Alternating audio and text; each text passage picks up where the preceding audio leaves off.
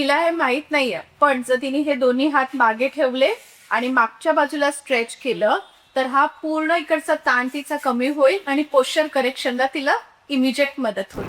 आणि जर हा हात तिने इथे घेऊन त्या हाताने स्ट्रेच केलं तर तिचा पूर्ण इकडचं स्ट्रेन निघून जाईल आणि हातामध्ये जे पेन येतं तेही निघून जाईल. आणि जर तिने हे केलं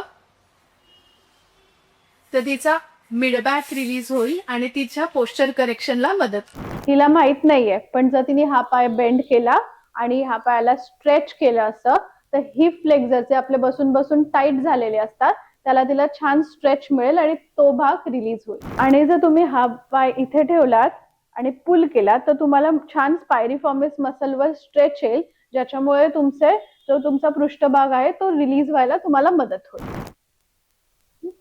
तुम्ही हे दोन्ही पाय स्वतःकडे घेतले आणि हा पाय इकडे घेऊन हा पाय स्वतःकडे खेचून घेतलात तर तुम्हाला लोअर बॅकचे मसल रिलीज व्हायला मदत होईल. आणि जर तुम्ही मला फॉलो केलं तर तुमची हेल्थ सुधारायला तुम्हाला मदत होईल.